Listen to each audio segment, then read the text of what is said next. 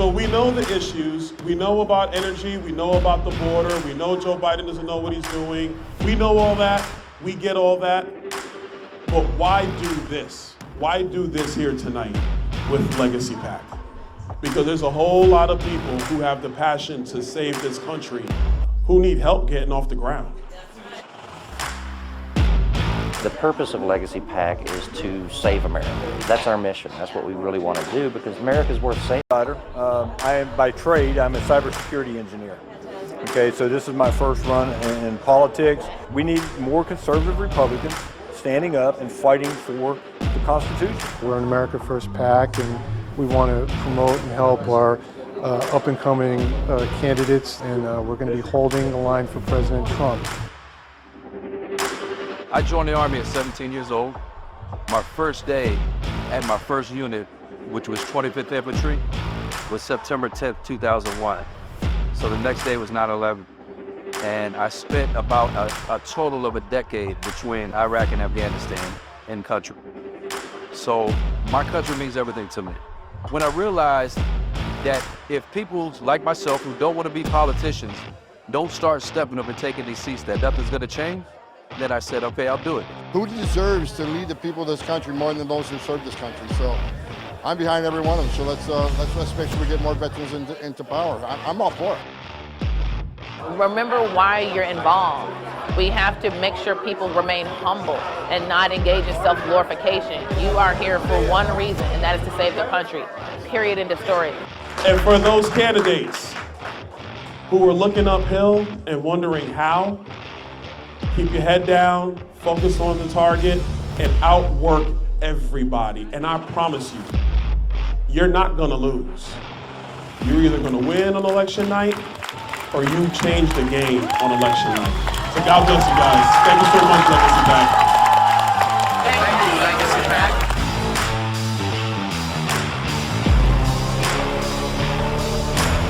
Under this administration, they have deliberately opened the border to fundamentally change the fabric of our country. I'm Jared Craig with Legacy PAC. We are here at Eagle Pass, Texas, to bring attention to the border crisis, to educate the voters, the citizens of the United States, and the candidates running for federal office, the importance of a secure border. And at Legacy PAC, we want to bring candidates here to the border to see it firsthand, because there is nothing like being here, seeing this. We saw women and children climbing over barbed wire. There is no reason why we cannot secure this border. There is no reason to keep this open. This is not humane.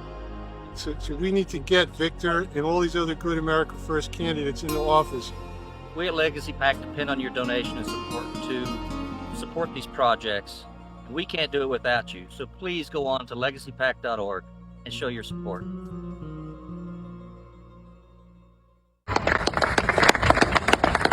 And Stan, where's Stan? Stan is with Veterans for Trump. Thank you, Martha. Thank you all. We're honored. I know there are so many organizations represented here today. We're sitting here tonight, but you're going to do very well. And I just had somebody write down, first of all, James and Sarah Pritchard, thank you very much. Yes. Great job. Thank you. We appreciate all the help. Stanley and Donna Fitzgerald. Right here, sir. Thank you very much. It's great. It's great that you're with us. Mike Acton. Hi, this is Stan Fitzgerald of Veterans for Trump. I'm here with Colonel Rob Maness in Mississippi. How are you today, Colonel? I'm doing great, Stan. I appreciate you having me. Well, we appreciate you joining our Veterans for Trump team. Colonel, can you tell our viewers a little bit about your background, your military background?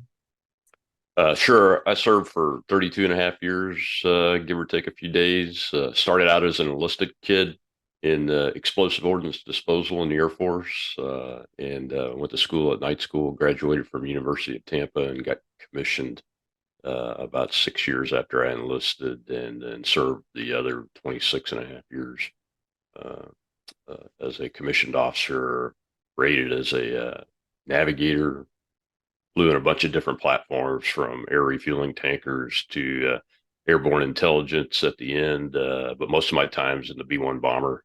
I was a squadron commander in the B-1, served on the Joint Staff, was in the Pentagon on 9/11, and helped with the recovery and the planning for the response and those kind of things. Took my squadron to the war twice, and retired in 2011, almost 2012. It was November 30th, 2011, I think was my last day on active duty. And I was the commander of the Kirtland Air Force Base in Albuquerque, New Mexico when I retired.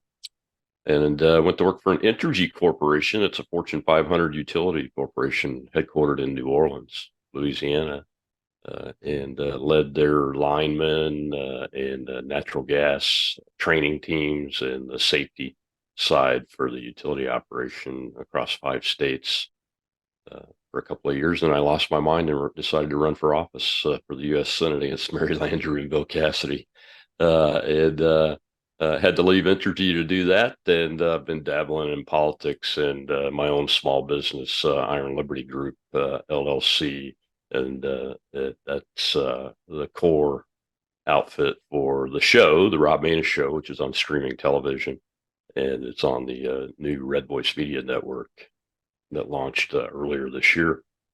And everything, we're Monday through Thursdays at 4 p.m. Eastern for an hour. Try to have good guests and continue to get the truth out. I mean, there's so much misinformation and disinformation and outright propaganda coming from the mainstream media outlets. Little guys and gals like me have sprung up all over the place. So that's pretty much what I do now, and try to be active in the politics still. I'm a member of the executive committee at the county GOP level here in Mississippi. Where I live at Harrison County GOP. I think it's one of the largest, if not the largest, Republican voting bloc in the state, quite honestly.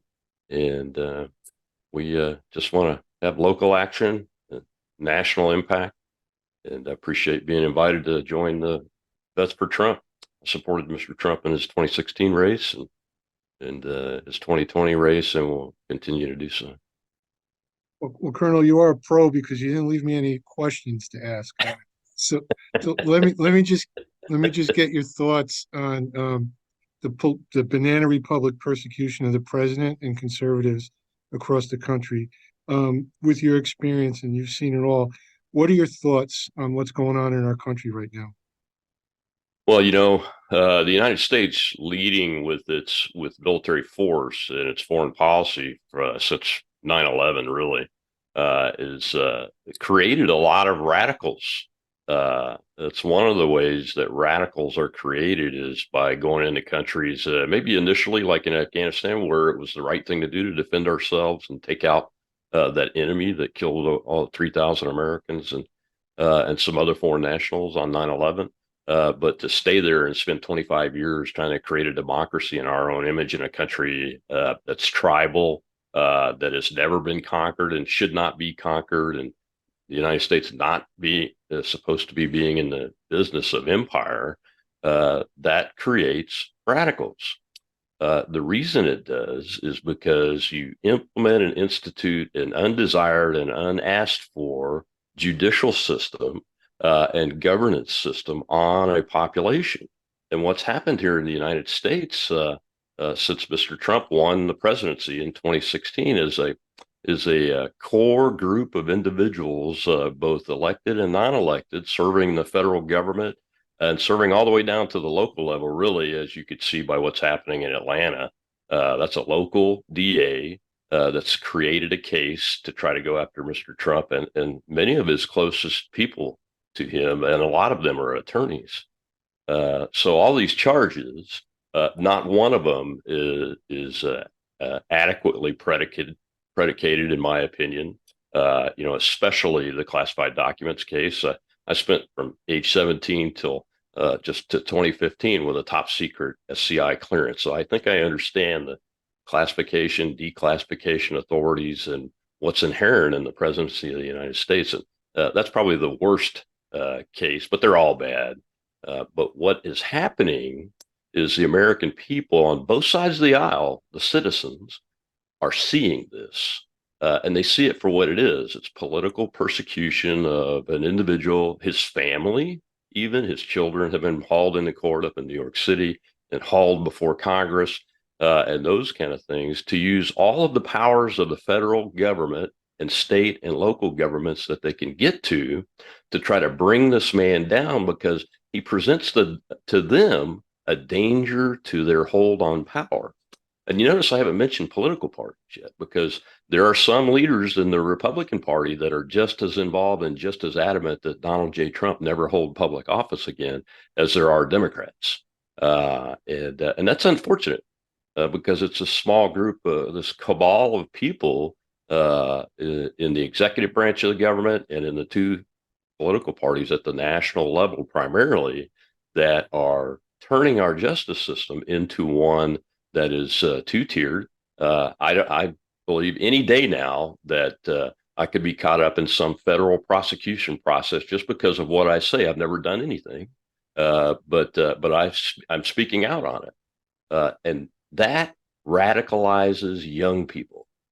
That is what's wrong. That's why if you look at my timelines on my social media, you'll see me say occasionally, and actually more than occasionally now, is that this is an existential threat to the Republic of the United States, which makes it even more important that Donald J. Trump get reelected to President of the United States because his team that's been out of office for these years has been developing a plan. His former OMB director, Russ Vought, has developed the Schedule F plan, which will get at those senior executive service civil servants and GS-15 civil servants and 14s, and be able to remove a lot of those people out of those offices that Mr. Trump wasn't able to do that the first time he took office. And that's why people thought, oh, there's a lot of chaos in the Trump administration. What was being caused by unelected bureaucrats and holdover appointees that weren't removed from office right away, and he wasn't able to remove them. But since then, Schedule F has been created, and there's a plan to take care of that. And now Mr. Trump has a lot more experience. I know he's going to appoint non-Beltway and non-corporate people to run the federal government into his cabinet and everything that actually see what's wrong, understand his policies, and are willing to implement his policies. Which, when you look at the record, Stan, look at his record. His policies actually worked. I mean, there are a few things that people disagree with and those kind of things, but by and large, 99.9% of it, were you better off? Heck yeah, you were better off.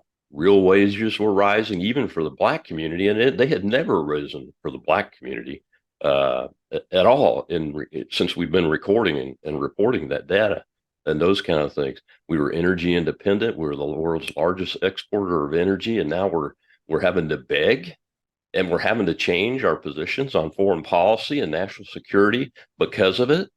It's incredible what's happened in just 3 short years when things were right. Mr. Trump was doing it right 3 years ago. And then what happened, and they got him out of office and installed this other guy who is captured by the Communist Party of China, in my opinion, and who has set us down a track of weakness.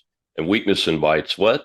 It invites adversaries to do things that wouldn't ordinarily happen. And you see it happening all around the world with Russia, Ukraine, Israel, Hamas, Iran. And wouldn't surprise me if you didn't see something with China and Taiwan kick off before Mr. Trump has an opportunity to get reelected to office or take office again. But let's hope that doesn't happen. Well, I think you nailed it on the head. I mean, they destroyed this country and our foreign policy in a very short time, and we had peace under the president. But Colonel, I couldn't think of a better man to run our new state chapter in Mississippi than yourself. So I am so honored that you are joining our team and about to launch that state chapter. And we're also appointing you to be a national ambassador for Veterans for Trump. So, sir, welcome to the team. Well, thank you, Stan. I'm honored to have been offered the opportunity to do it. And like I said, I love Mississippi, and I look forward to putting the team together here and getting it going as quickly as possible. And I look forward to doing whatever it takes to help Veterans for Trump get Donald Trump back in office so that he can get a team together and move this country forward again. And this time through legislation primarily. So it can't be overturned just with the wave of a pen on an executive order. Well, Colonel, thank you for your time, sir. And I'm sure you will lead that fight in your state. And we appreciate you, sir. And we'll talk again soon. Thank you, Stan. God bless you. God bless you too.